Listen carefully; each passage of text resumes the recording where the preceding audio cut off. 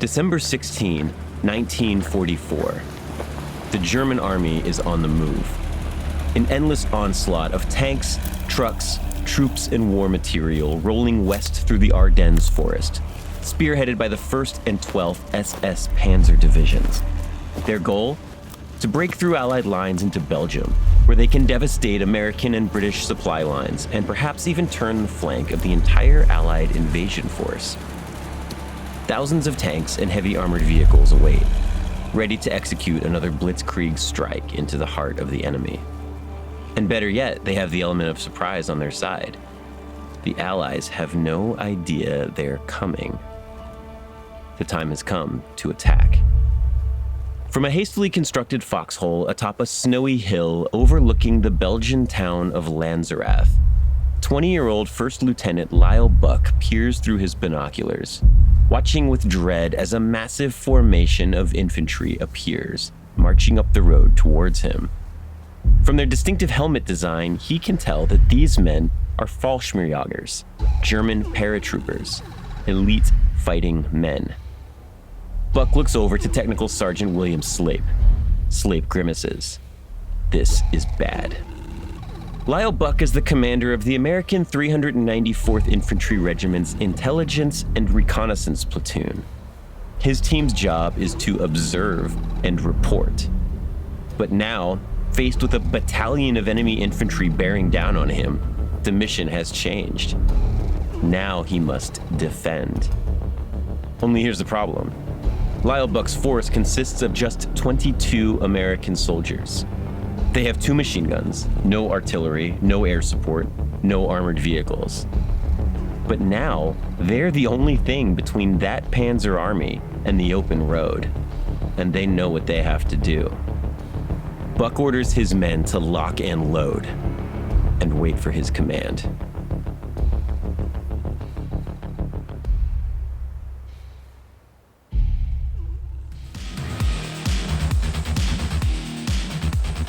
Hello, and welcome back to Badass of the Week. My name is Ben Thompson, and I am joined today by badass producer Andrew Jacobs. Andrew, welcome back to the show. Thanks for being back on here again. Yeah, of course. I feel like you called me in from the bullpen. I did. I did. Not quite ready, but yes, yeah. I was supposed to record a different episode this week with my friend Mike Primavera, but I was setting up to record with him yesterday, and he was like, "Yeah, my plumbing exploded, and now my house is flooding." And so I was like, okay, well, let's not record while that's happening. We'll put it off till next week.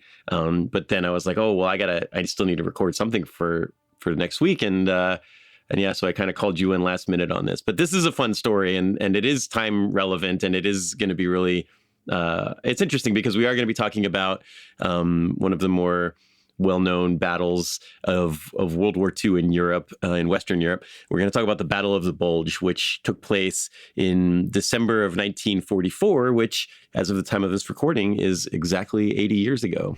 Yeah. I think it's kind of funny when you like think about it these days. The Battle of the Bulge, like, yeah, like back then, I don't think it was a laughing matter at all. But no, yeah, it's called the Bulge because, like, yeah, the Germans were trying to break out through, like, the Americans were pushing across Europe towards the German, homeland, right, towards Germany, and the Germans tried to break out, and they had a little bit of success, but they ended up being held. And so when you look at the line of, like, the map of where the troops were, there's this, like, kind of bump out where the German breakout attempt was. And the Allies were trying to keep that as a pocket and not let them break all the way through and get behind Allied lines. And so, yeah, it was called the Battle of the Bulge. Someone's like, it really looks like a bulge there. Yeah, Germans kind of got a bulge poking through there. Well, yeah. I think, then again, I think there's something to the idea that, like, a lot of things that might have been, like, maybe normal sayings or names or whatever, idioms back then, no longer quite work today. Another example that comes to mind is there's a I was going to say famous, but it's infamous at this point.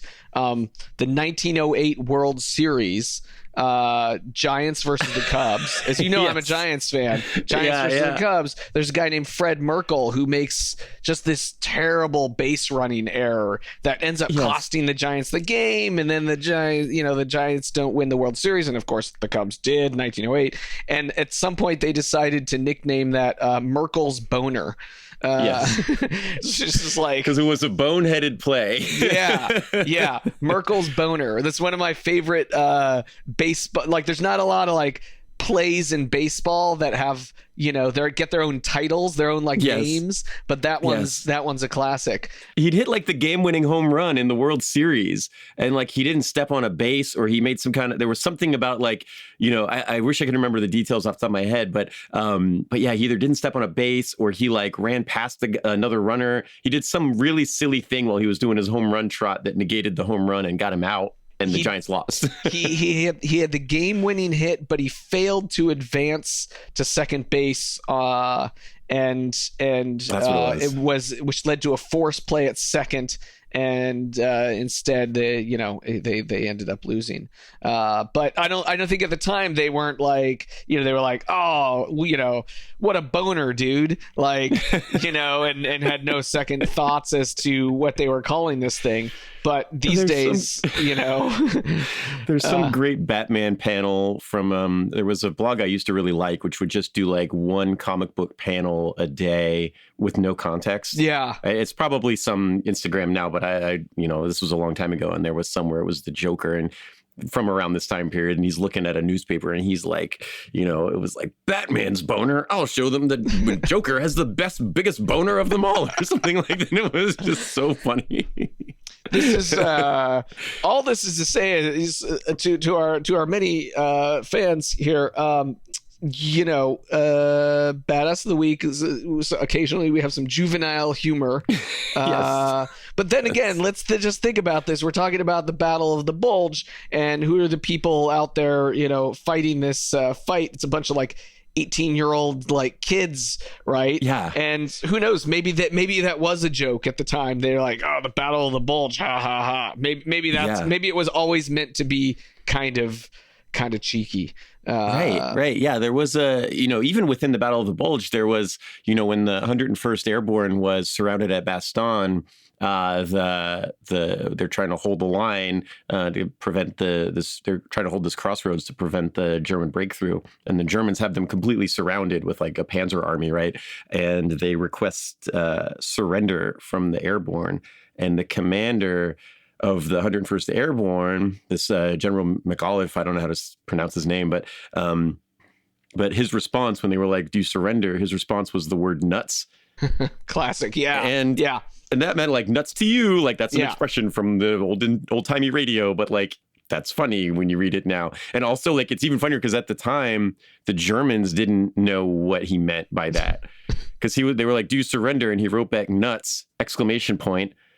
And the Germans were like, it took them an hour to get at that translation done, because they were like, nuts, what does this mean? I don't understand what this guy's talking about. That could mean yes. what is he saying? That's nuts.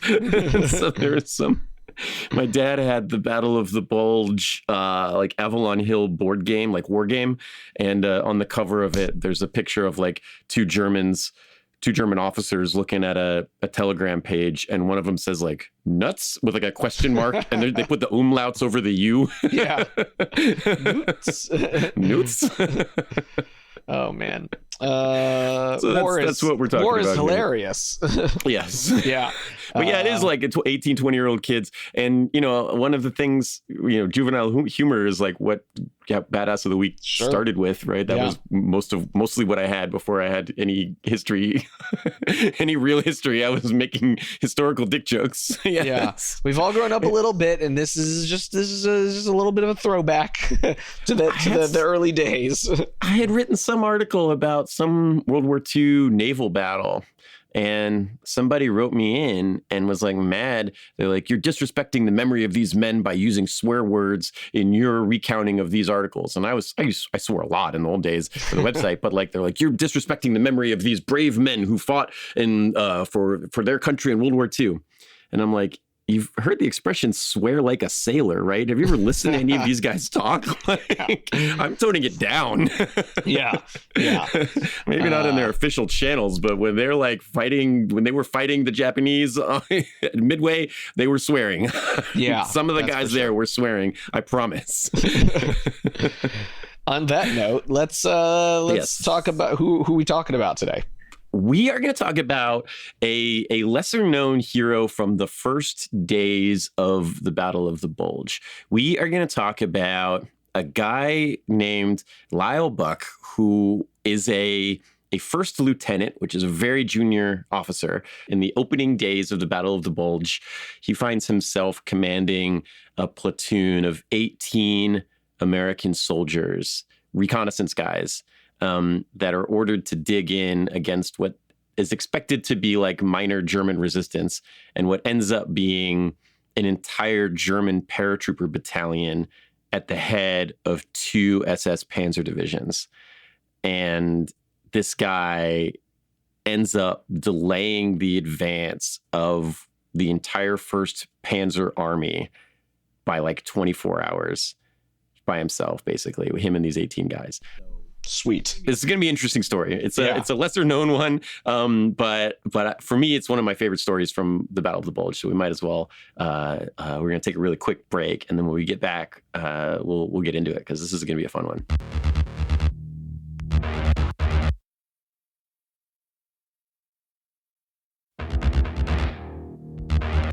So the story starts in mid-December 1944, and during the break, I had to double check in my head whether that was 80 years ago because math is not my strength. I'm like, 80 years ago, did I do that right? So yes, so 80 years ago, mid-December 1944, there is a reconnaissance and intelligence platoon.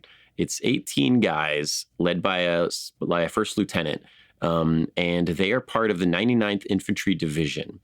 These guys are in the Ardennes forest on the Belgium-Germany border, and their job is to kind of assess what's going on. D-Day happened back in June. The Allies have broken out of the Normandy pocket. They've liberated Paris. They've retaken France, and now they're pushing towards Germany. The Germans have very heavily fortified the Rhine River. They very heavily fortified Germany. It's known as the Siegfried Line, where they've built this like huge network of trenches and defenses, anti-air defenses that are designed to keep the Allies out of Germany. But what is happening on the German side here is the Allies are pushing east through France and through Belgium in towards Germany. And Germany's also losing the war in the east against the Russians or the Soviets. The Soviets are kind of rolling westward. So Hitler decides he has to stop the Allies in the west so that he can concentrate more forces in the east. So the way he proposes to do that is by basically amassing everything that he has left in the West, all of his best units. He's going to bunch them all together in the Ardennes forest, and he's going to try to break through where he believes Allied forces are the weakest. And attacking through the Ardennes, this is what he did in 1940 when he took France. So, for World War II people, that like the early days of World War II in Europe or in Western Europe, Germany went right through. They steamrolled France. France had built that big Maginot Line, and the Germans defeated it, but they defeated it by driving around it through the Ardennes forest in Belgium. Belgium was neutral. France didn't fortify the border with Belgium. Germany just violated, drove around neutrality. I love that. Yeah, violated Belgian neutrality, drove right through Belgium, took Belgium, and then took France. And so they were like, all right, well, we did it the first time. We're going to just do that again. Let's get all of our Panzer armies, all of our tanks, and we'll just drive through that same forest. Because once again, it's not very heavily defended. It's a big, heavy forest. It's not great for like maneuvering tanks and all that stuff. So, okay, that's what they decide they're going to do. They get everybody together. They mass them all up in secret and they're going to try to punch through to Antwerp, to the Belgian coast. And if they can do that, then they're behind Allied supply lines. They can cause all kinds of havoc and destruction, and the war will go on for some time. It might not win the war for them, but it will really seriously damage the American and British ability to push into Germany. Okay, so that's the plan. That's what Hitler's up to. That's what the Nazis are up to, or the Germans are up to. That is where we're going to pick up the story of First Lieutenant Lyle Bouck and the reconnaissance and intelligence platoon of the 99th Infantry Division. So these guys are in the Ardennes forest. They're a recon unit. They're well-trained guys, but they have no real combat experience. They're sent out there because Allied Command is like, hey, we're seeing some weird movement in the forest here. Why don't you guys go check it out? See what's going on over there. Their main tool is like binoculars. They're not right. Yes. Yeah. They're hand-selected men for their physical conditioning. Right. They're some of the best guys that, the 99th at this point has not been engaged in a lot of combat. They're relieving a unit, the 2nd Division, which had seen a ton of combat. But these guys are pretty new to, they haven't really seen a lot of fighting. And yeah, these guys, like you said, binoculars. They're going out there with binoculars. Take a peek around. They do some interesting stuff when they arrive in the forest. They are, part of their mission is to, draw maps, intercept radio communications, talk to locals, maybe locals who don't like the Germans, and they can get some information. Hey, did you see any tanks drive through here recently? Have you seen any guys come in here? Do you know if there's anybody in the forest? Blah, blah, blah. But they also do some stuff where they sneak into various towns to try to capture German soldiers. So like they'll send like 5 or 6 guys in there to grab a dude and interrogate him and search him for his orders and stuff like that, bring him back so that he can be interrogated. And so what that does is that brings this unit behind enemy lines, in some cases as far as 2 miles, to grab sentries and guards and people who are, just chilling out, not expecting to be attacked. Suddenly 3 guys with carbines sticking rifles in your face. And hey, Fritz, where's your commanding officer? Where were you parking the tanks? Yeah.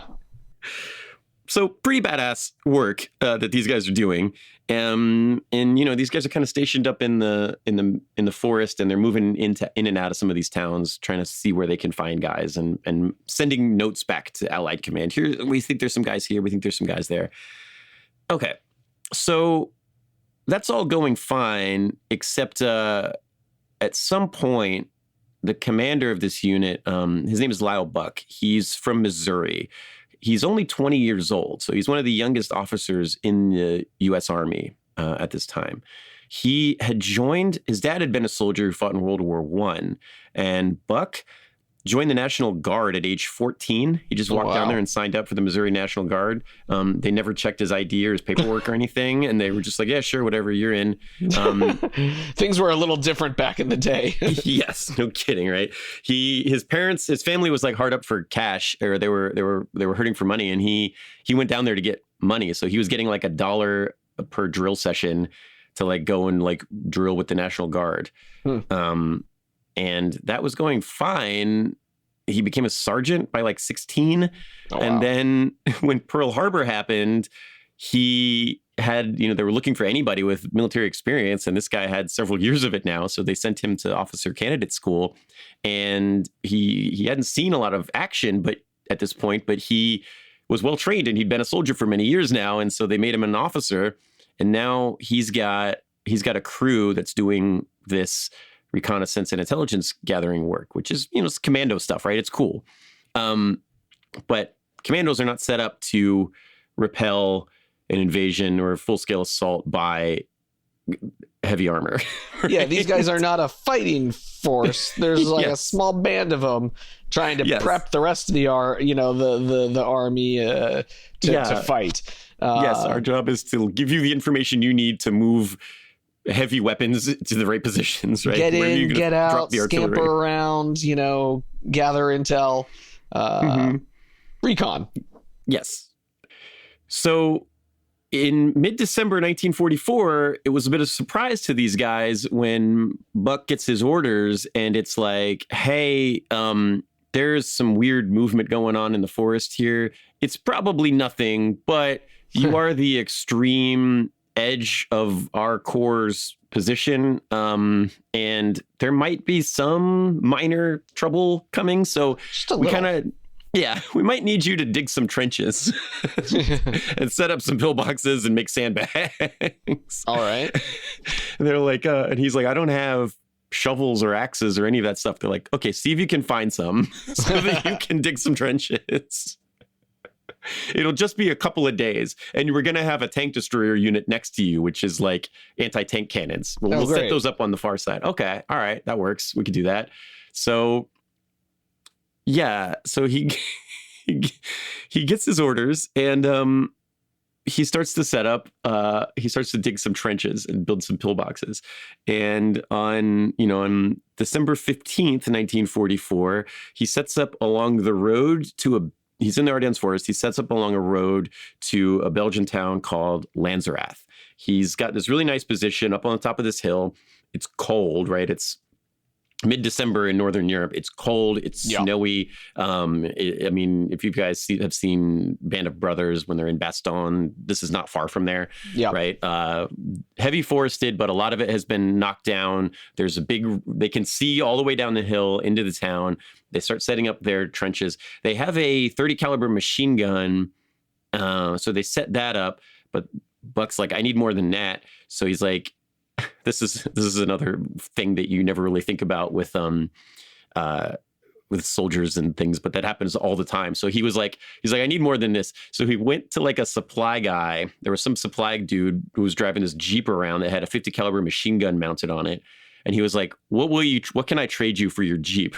And the guy's like, what do you got? And he's like, well, actually, we have all this cool German memorabilia that we've taken from like being behind enemy lines. We got some flags. We got a Luger. We got one of these like, SS knives. And I'm like, all right, I'll trade you all that for this Jeep. So that's what he did.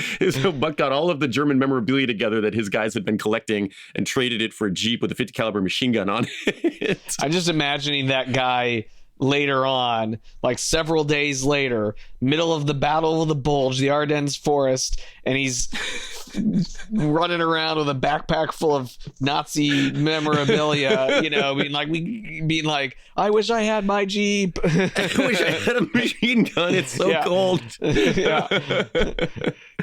I got this flag. Yeah, wrap myself up in that. Yeah. No, don't do that. You're going to get shot. Yeah. Well, they might think he's a Nazi. Yeah, right. Get shot by the wrong guys. Yeah. So they get axes, they cut down trees, they stack up the logs. They're doing this in like temperatures of, freezing and far below freezing. And they dig a big hole in the ground and they put the Jeep in it. So that because the Jeep's got a machine gun on it, but you don't want to be standing on the back of this Jeep shooting the machine gun. It's one of those ones that's like standing up. So you got to like stand up in the truck bed to hold the machine gun. So they had to bury it so the machine gun was at ground level so that you're not just standing on top of this Jeep. It's a lot of digging in cold weather. In frozen earth. Yeah. Yeah. Okay. So they're all set up and they're like, all right, this is probably nothing. Just a couple of days. We've got this tank unit here with us. A couple of artillery spotters come up. So there's a American artillery unit further back. They send a couple of forward spotters up. So these 4 other guys come and join Buck's crew. And they're like, same thing. They got binoculars and coordinates and radios. And they're like, we'll radio in, tell the artillery where to strike. Buck's like, all right, I think we got this. We can manage this. Okay.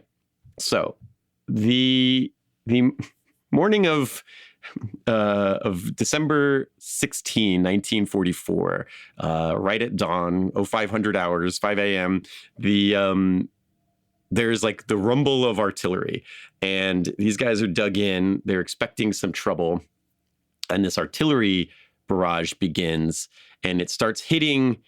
Like these guys are sitting there watching it, and it starts hitting the ground in front of, like at the bottom of the hill. So the Americans are up in the hill. The artillery starts hitting at the bottom of the hill. And over the course of 10, 15 minutes, the shots keep getting closer and closer and closer and closer and closer. Like they're, they'll shoot a little bit, they'll range it up a little bit farther, a little bit closer to them, fire it again.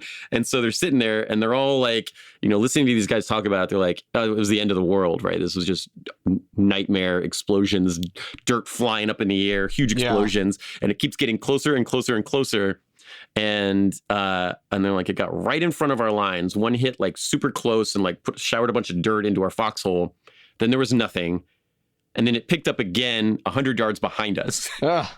And it kept going up the hill. So like they just barely missed our little foxhole. Wow. And little luck. A little bit of luck. Yeah, they were, everybody that I listened to their interviews, they were like, we thought we were just going to die. We're just going to go right up here and hit us and we're going to die.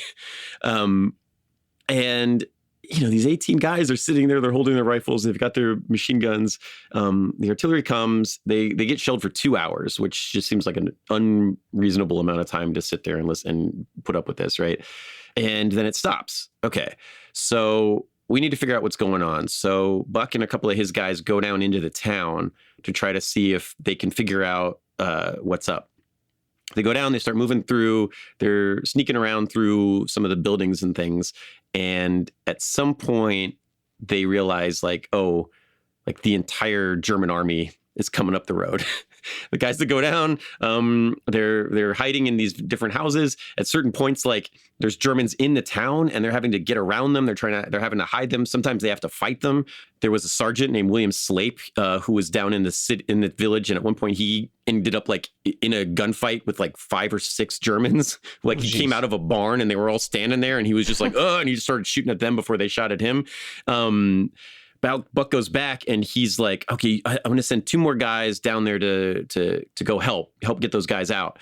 Those 3 guys go down there. They get captured, trying to find Slape and the other guys that were down there. But eventually Sergeant Slape and a guy named Krieger, they get back and they're like, we've investigated what's going on down there. The entire German army is coming. The guys you sent to help us, they got captured. But we've been shooting Germans and running away from them. But like the whole army is coming after that artillery barrage. And there's like hundreds of Germans coming up the road. Yeah. Not good. Well, shoot. Yeah, this is was supposed to be a minor attack, and it is the 3rd German paratrooper division. At one point, this was a super elite unit. They took a big hit during Normandy, and they've been reinforced by, more green soldiers, like younger guys, older guys, people who've been wounded in the battle and stuff. So, but it's still the 3rd German paratrooper division. They're still badass German soldiers. They're still carrying like new gear. They've got the new, MP-44, which is the German assault rifle that or the submachine gun that the AK-47 is based off of. When the Russians got their hands on an MP-44, they were like, we got to do that. We got to make this, So they've got good gear. There's a lot of them, and they are like the spearhead of this Panzer Army, which is the 1st SS Panzer Division and the 12th SS Panzer Division. So there's tanks, there's Panther tanks, there's Tiger tanks, there's King Tigers sitting in the woods back there. The paratroopers are going to go, the artillery came, the paratroopers are going to go dislodge whatever infantry's left, and then the tanks are going to roll in. And the only thing standing between this completely unexpected German full assault of like the Americans didn't know that this much stuff was in the forest. Yeah. Right. And so the only thing stopping them right now is 18 guys and 4 artillery observers. And Buck's like, all right, well, we got to get those tank destroyers up here. And he's looking over and he's like, where'd they go? And then those tank destroyers are not there. When the artillery shells started landing, they were like, we got to get these out of here before they get blown up. So those tank destroyers drove away. So all those anti-tank guns that he was feeling okay about, they're gone. He's like, all right, well, we've got our artillery observers, right? And so let's have those guys. Let's have those guys open fire. So the artillery guys radio in. They're like, here's the coordinates, fire for effect, blah, blah, blah. The response that they receive is, Yeah, sorry guys. This is happening like all up and down the line, and we have higher priority targets right now. Ooh. There's no artillery available. Okay, what about air power? No, it's cloudy. There's no air power available either. Okay, it's just you guys. You're on your own. Yeah. Those artillery observers, they're like, yeah, take my we you got an extra this, rifle. Right, guys? You got this. You got a handgun, right? Yeah. We got some extra guns laying around. You can take one of those. Fall in. We got something to deal with here. Okay, well, we have to take a really quick break. So we're going to get to that. And then when we get back, we're going to get right back into what happens next.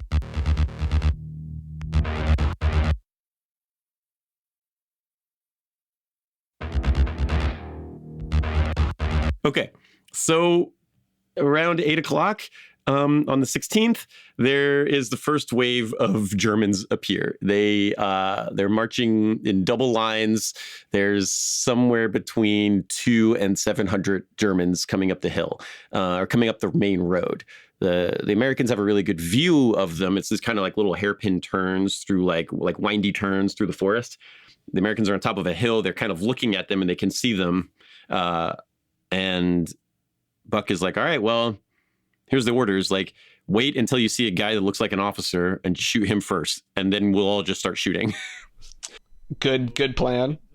Yeah.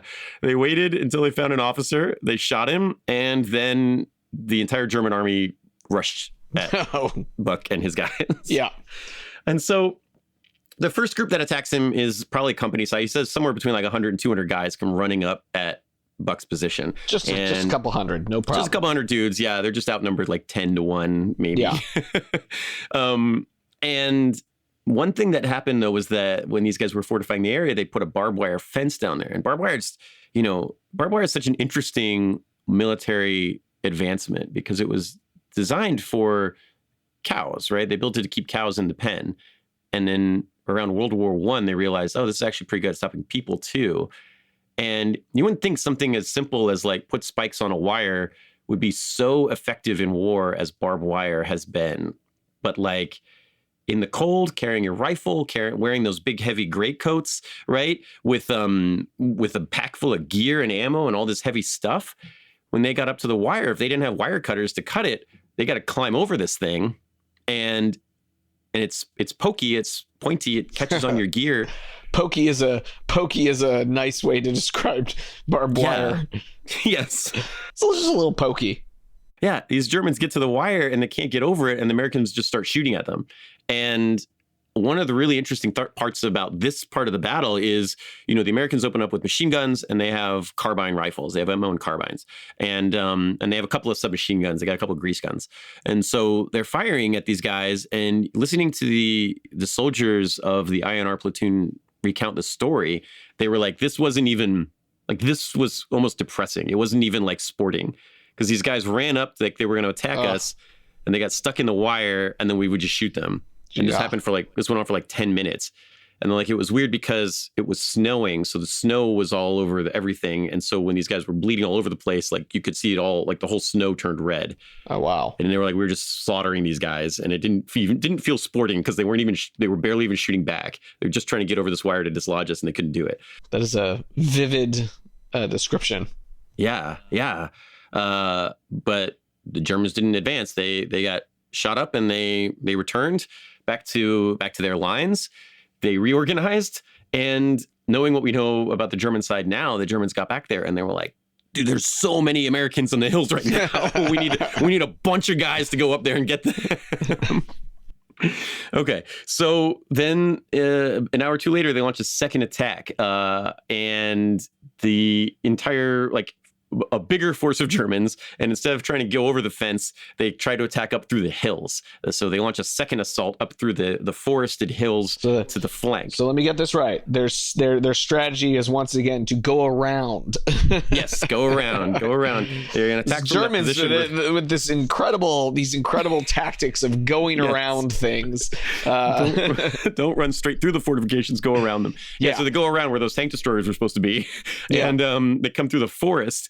And once again, Buck and his guys end up in a gunfight now, and this one's like a real one. So the Germans are coming in with machine guns. They have submachine guns. They have mortars. They start calling in artillery, and it's 18 guys, and you have the 4 observers that are with them. So you've got 22 men here trying to hold off 200, 300.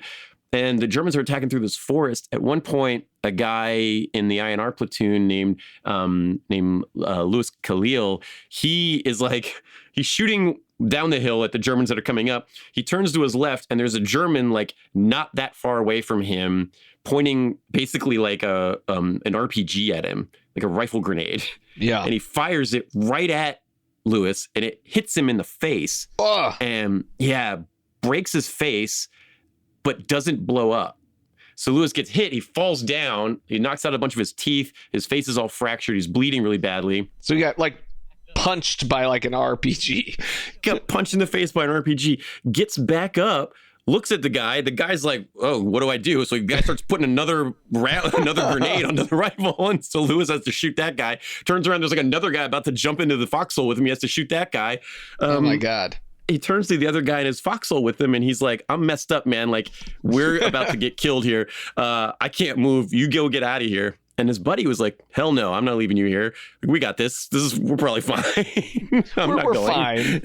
I'm not getting out of here. I'm not going to leave you here. It's going to be a little bit of a black eye." Yeah, you're going to be fine. You look great. Don't worry about it. We'll get you out of here. Yeah, and like Khalil fights for the rest of the battle. Like I saw, he's going to survive this. Wow. He has this big scar on his face from being hit in the face with an RPG, but he lives.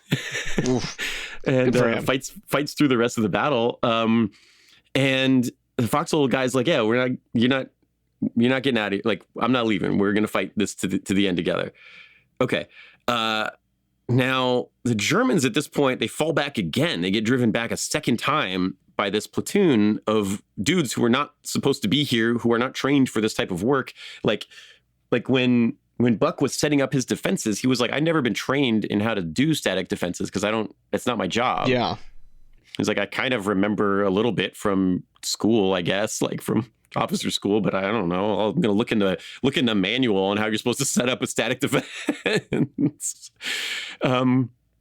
And meanwhile, the Germans are back in the town and they're regrouping, and they're like, "I don't know how many of these guys there are. There's a lot of them."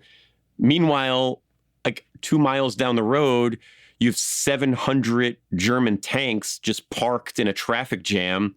Like, come on, you guys, we got to go. Speed is of the greatest importance here. We need to break through the enemy lines as fast as possible. We can't just sit here in a traffic jam being stalled hour 1 of the invasion, right? Do Panzer tanks have horns? I'm just imagining honk, honk, move it, honk. Rouse. Yeah. Yeah, just grumpy German tank officers sitting there in a circle in a traffic jam being mad at each other. And the Germans had been told, like these paratroopers had been told that, like, I was exchange student to Germany when I was in high school, and my exchange student was a cool guy, and I loved being over there. I lived in Berlin for 4 months over a summer, and it was awesome, and I loved being there. But I remember talking to my German exchange student. He was like, "You used to call us Krauts in World War II, right?" I was like, yeah, we used to call you that. He's like, "Yeah." He's like, "We had a nickname for you guys too." I was like, "What was it?" He's like, "We would call you bubblegum soldiers because you were weak like bubblegum, and when we killed you, we could find bubblegum on your dead bodies." I was like, "That's awesome. Why have I never heard that before?" I love that. That's way harsher than Krauts. Yeah, bubblegum Kraut soldiers. is just, weak like chewing gum, weak like the chewing gum that they all love to chew. Yeah. Wow. Yeah. Okay. Yeah. The quote I had found about regarding this particular battle was that in the briefing, the 3rd German Paratrooper Division had been told that they were up against quote, "a gum-chewing, undisciplined half-breed with no stomach for real war." Just kind of how they felt about us. And so to be pushed back by this is embarrassing for them. Yeah. Okay. So now they've got to attack again. So it's 3:30. It's going into the afternoon now. They've been at this. These guys and the Americans, they've been digging trenches for 3 days. They're tired, right? Like you shovel snow in your front yard and the next morning you wake up, your back hurts, right? Like these guys have been doing this for a week, and then they stayed up all night expecting an attack, and now they've been fighting since 5 a.m. And okay, we're coming on 3 p.m., 3:30 p.m. Another attack comes up the hill from the Germans. Jeez. Yeah. So now they're coming from multiple directions. They're coming from both hills on either side. Some of them are coming up that same way. They've used artillery to blow up. There's an artillery barrage. They use it to blow up that wire. So the wire's gone. They hit it with mortars. They hit it with artillery. They're going to come from all 3 directions. And once again, there is a fight. So with Lyle Bouck, Bucky's like saying, around 3:30, I'm like, we're running out of ammo. A lot of our guys are wounded. Nobody's dead yet, but a lot of our guys are hurt. A lot of us are running out of ammo. He was like, I was in the process of trying to figure out how the heck I was going to get out of here. I got to get my guys out of here. I can't stay. My orders are to stay, but I don't think I can hold this. And then the Germans attacked again. And this time they get so close. The quote from one of the recon troops was, he said, they were so close you could see the expressions on their faces when you shot them. Ooh. Which is pretty messed up. Yeah. Yeah. And you have this is one of the more crazy attacks. So the Germans are firing heavy machine guns and mortars, and they've knocked out, through various gunshots and explosions, all of the American radios have been knocked out. So they have no communication. Even the Jeep took a hit. The radio on the Jeep is destroyed. The gun is still working. They're firing that 50 cal. They're firing the 30 cal. They're firing pistols. The guy on the 30 cal was this Serbian-born guy. I don't know if he was born in Serbia, but the guy on the 30 cal was the Serbian guy named Risto Milosevic. They called him Milo, and he's firing this thing, and he's like, I'm shooting it. I try to pick it up to move it to position to another guy, but the barrel was so hot from firing it so much that I burned myself trying to pick the thing up to move it. Oof, yeah. So I'm trying to traverse it. I'm shooting with that. The guy next to me is that dude Slape. Slape's got his rifle. He's got a submachine gun. He's got a German submachine gun, and he's got his 45 pistol, all set out in front of him on the table, like you would set them up at a shooting range. And he's just like, I shoot one until it runs out of ammo, pick up the other one, shoot that, pick up the other one, shoot that, and then pick up the other one, shoot that. And then I just reload everything at once. Oh, wow. It's just switching between everything like a first person shooter game. And this guy's got to be tired. Yeah, he's tired. And I mean, they're in pistol range. That's how close the Germans get. But again, they get driven back by the Americans. This is the third assault is a failure. They're driven back, and okay, so now things are kind of bad. The 50 cal is out of bullets and has taken a hit, and now it's out of action. The 30 cal is low on ammo. They don't have replacement barrels for it, so it's going to burn up pretty soon. And there is a at this point, Buck is like, I got to wait till dark. If I can get to nighttime, maybe we can sneak out when the sun goes down. But he doesn't get the chance, because at 5 o'clock, right around beginning of sunset, they're massing again for another attack.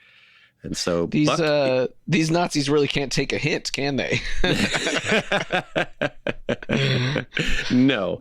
And so he goes to his guys, he gets them together, and he's like, all right, they're going to come again before dark. Who wants to go? He's like, my orders are to stay. I'm staying. But anybody who needs to get out of here, a lot of you guys are wounded. A lot of you are exhausted. Some of you don't even have any ammo left in your guns. Who's leaving? And nobody left. Even Louis Khalil with his face smashed in was like, I'm not going anywhere. I'm going to stay. We're going to see this out. We're all here for the long haul. Okay. So they decide they're going to stand and fight. And that's when the fourth attack of the day happens, and they bring in fresh German troops who haven't been fighting all day. And there's another attack. It is a hard fought thing. At one point, there's Milo was talking about, he was shooting his 30 cal one direction, and the Germans are coming up through the forest. They start coming around behind the Americans now because they realize these guys are all on their own, right? They realize there's not a lot else here, and so they start to move up from behind. But one of the things that Buck and his guys have done is they've laid tripwires in the forest between the trees, and attached those tripwires to hand grenades. So they're shooting down the hill, they're shooting into the forest, they're trying to take cover, and they start hearing these explosions behind them, and they're like, oh no, the Germans are coming up behind us, and you can hear them blowing up on the way over here. Not unscathed. They're coming, but not unscathed. Yes. That's for sure. Not all of them are going to make it here, but some of them are coming. Yeah. And so, there's stories of like that Milo guy was talking. He was like, I'm shooting my 30 cal one direction. I look the other way. I got to shoot my pistol over here. I look the other way. My foxhole mate has fired his last round, and he throws his carbine at a German soldier and hits him with it, and then runs and jumps into the foxhole and is like, do you have any weapons? I'm out of everything. And, and the Germans start to swarm, and Buck is in there and he's fighting. And at some point, somebody sticks a machine gun into his foxhole. And there's like a gunshot that wounds the guy who was in the foxhole with Buck. And then, the way he tells it, it's like it was real disorienting and I didn't know what was happening. Suddenly everything was quiet. And there was a German sergeant up there who was like talking to Buck and was basically like, your friend's been shot in the face, like help carry him out of here. He's wounded. So like almost like all of a sudden, all of the shooting stops. All the Americans are captured. I guess the sergeant was there and saw one of his guys shoot Buck's foxhole mate in the face. And then the sergeant was like, that's it. Like, call it. Like, that guy, get that guy medical attention. This is over. We're done here. And so Buck surrenders, and his squad surrenders, his platoon surrenders. There's just too many Germans. There's 700 of these guys, right? And there's 18 Americans. They're not gonna pull this one out. They're not gonna drive them back a fourth time. It's over. And so the Americans are driven out of their foxholes. They surrender their weapons, and it becomes clear to Buck that he had 18 guys with him in his platoon, and then there were 4 artillery observers with him. One of the artillery observers, a guy named Billy Queen, he was killed in the fighting. Every other guy was wounded, but no other Americans were killed in the fighting. Wow. Which is just wild to me. 12 hours of fighting over 4 assaults, and no Americans were one American was killed, and the other guys were all wounded. And Buck gets wounded himself, but that one's a weird one because the German sergeant is like, help your buddy, get him out of this foxhole. We need to get him some medical attention. And Buck is talking to this sergeant. He's like, they're trying to communicate with each other, and somebody shoots both of them. They both get shot. Buck gets shot in the leg. The sergeant gets shot. And he's like, tell your men to stop firing. Like, it's over. Like, surrender. I thought you surrendered. And Buck's like, that wasn't my guy. I think it was your guy shooting at us. And so he gets wounded, but he gets wounded after he's surrendered by accident by somebody who shoots him and the German commander at the same time. And that's it. So he's captured. And he's being led down into the town. Him and the Americans, the rest of the Americans, they get led down into the town. A couple of buildings and a couple of houses in the town have been converted to little hospitals where they're going to get some medical attention, get some food, water, all that.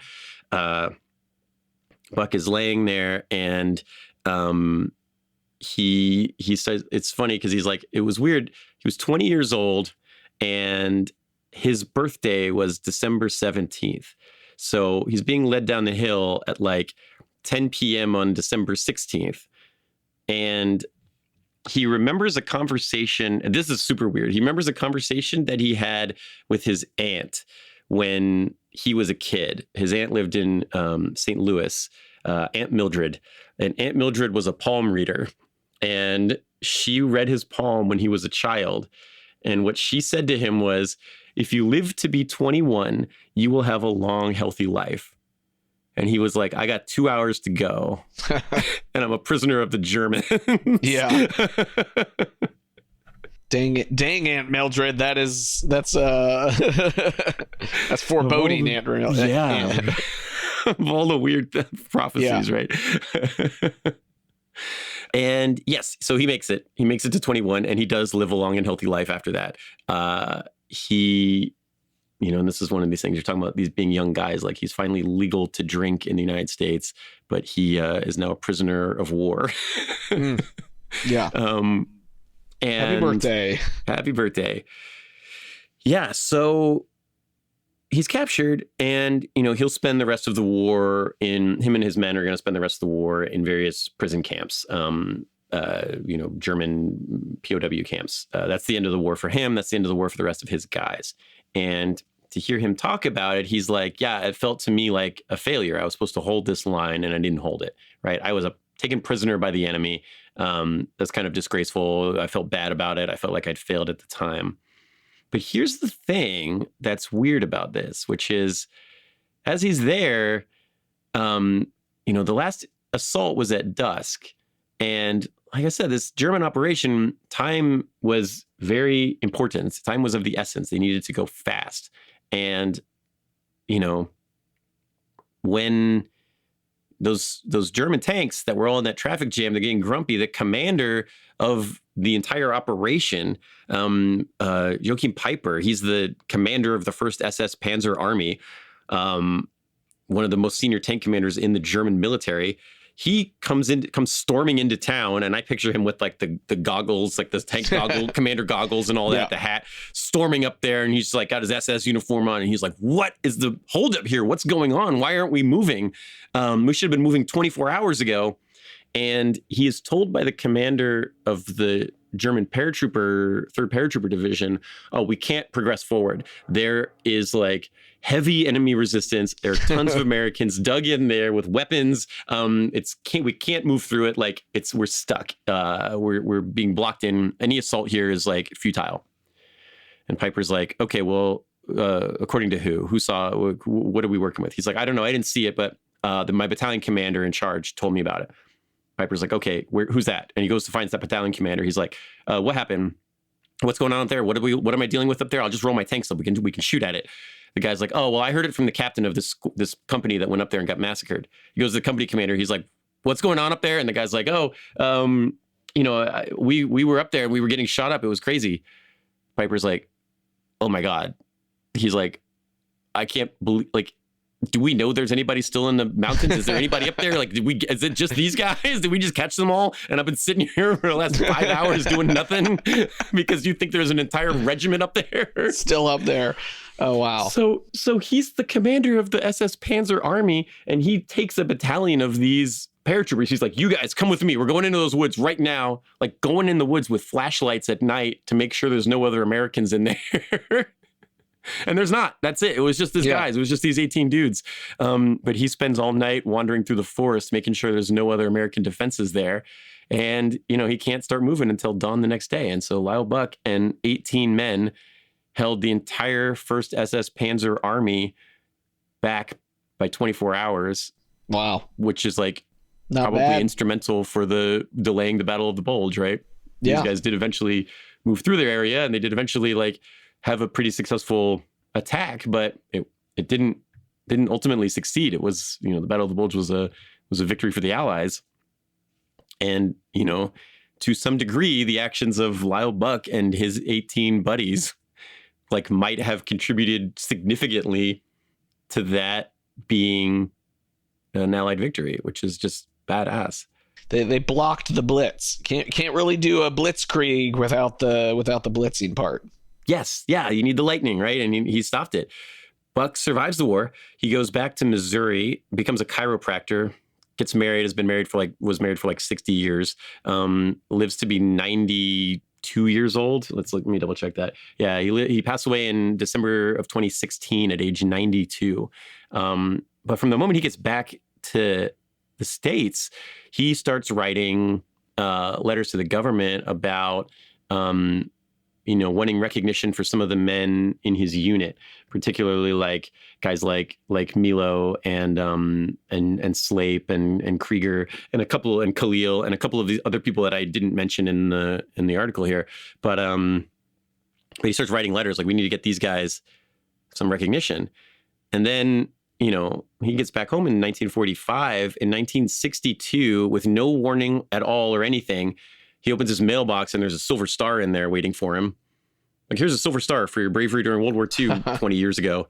And he's like, no, this is not what I'm asking for. I'm saying for my other guys, not just me. And so he goes on this kind of letter writing campaign. And then eventually in 1981,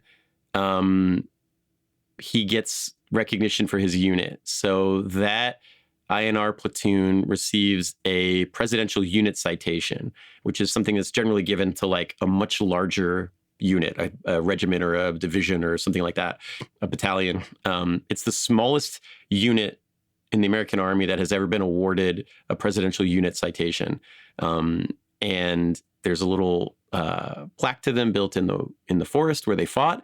And every guy in that unit was awarded a medal. Most of them were bronze stars or silver stars, but Slape and Milo and Krieger, Slape and Milo, they got Distinguished Service Crosses, which is like the one just below the Medal of Honor. They nominated a guy named William James for the Medal of Honor. He got a Distinguished Service Cross. Buck gets the Distinguished Service Cross, and yeah, so every guy in that unit and those 4 artillery guys, they all get medals in 1981, which is like almost 40 years after the battle they fought.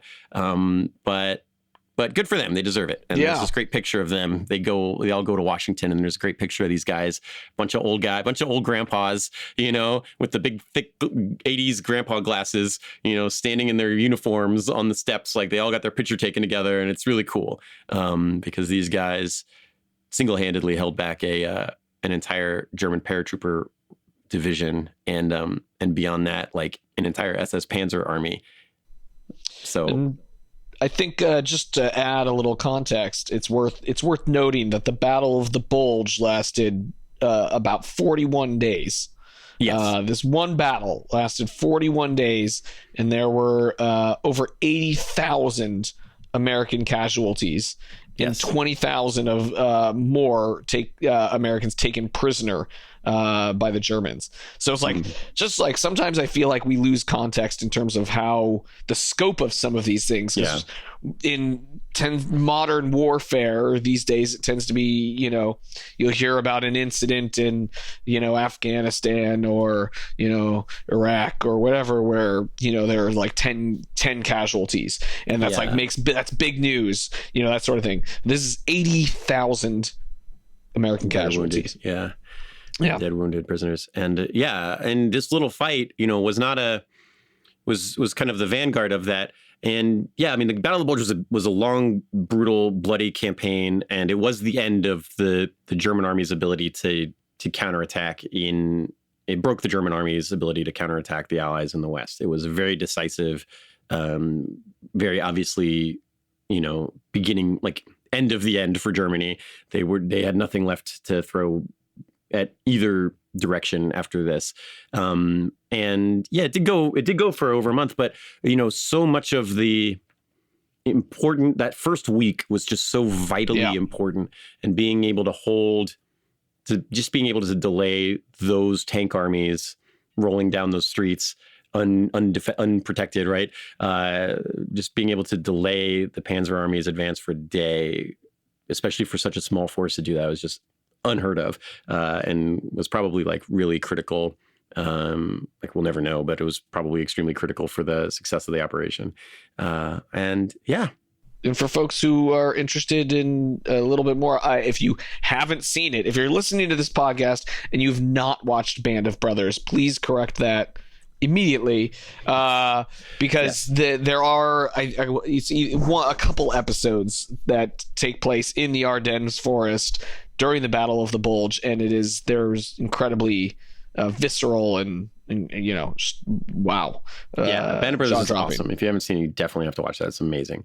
And if you want more about this story, there's a great book by Alex Kershaw called The Longest Winter. And it's specifically about this battle that I was talking about today. And it's, you'll see little things about it in various other books. One of the things that kind of initiated Buck's letter writing campaign was that a book had come out, like the definitive book on World War II had come out, like not long after the war ended. Which must be weird, right? They fought in this war and then it's over and now they're starting to write books about it and you're like going through it looking for yourself. And they just have like kind of a passing reference to him, to his unit in the Battle of the Bulge chapter. And he was like, I'm going to get some more recognition for my guys because what we went through was like really intense. And I don't think you guys fully understand what we did there. So, but if you want The Longest Winter, that's a great book on this that I definitely recommend. Okay. And I guess that's our episode for today. Battle of the Bulge, 80 years ago today. Lyle Bouck passed away in 2006, around this time as well. So he'd have been, let's do some math here, 1923. So he'd have been 101. 90, yeah. Oh, yep. 101 today. So, all right. Well, happy birthday, Lyle Bouck. Don't know what year it is. It's 2024. Yeah, as I said, the math is always a weird one for me. Trying to do that kind of math, trying to do simple arithmetic in my head is just brutal. I almost opened the calculator app to get that, and do that math for me. 2004 minus 2024 minus 1923. I don't know. Yeah, they're out there. It's funny. It's like these guys are out there in the woods, like setting up tripwires, and we're here like trying to do like extremely simple arithmetic. Yeah, we've come a long way. Yeah, my wife was a math major, so she'll be mad at me when she listens to this episode. Well, good. She'll be predictably disappointed with my math skills. Damn it, Ben. All right. Well, thank you guys so much for listening. We always appreciate having you join us on the podcast, and we're always happy to tell you these stories. If you enjoyed this, if you like the show, please do like and subscribe. Give us a nice review because I know it doesn't take very long, and it really does help the show out a lot. So great. And that's it. That's all we have for today. Thank you so much, and we will see you on the next one. Stay badass. Badass of the Week is produced by High Five Content. Executive producers are me, Ben Thompson, Dr. Patricia Larish, and Andrew Jacobs. Writing is by me and Pat. Story editing by Ian Jacobs. Mixing and music and sound design by Jude Brewer. Special thanks to Noel Brown at iHeartRadio. Badass of the Week is based on my website, badassoftheweek.com, where you can read all sorts of stories about other badasses. If you want to reach out with questions or ideas, you can email us at badasspodcast@badassoftheweek.com. If you like this podcast, please subscribe, follow, listen, and tell your friends and tell your enemies. And please leave us a rating. We'll be back next week with another one.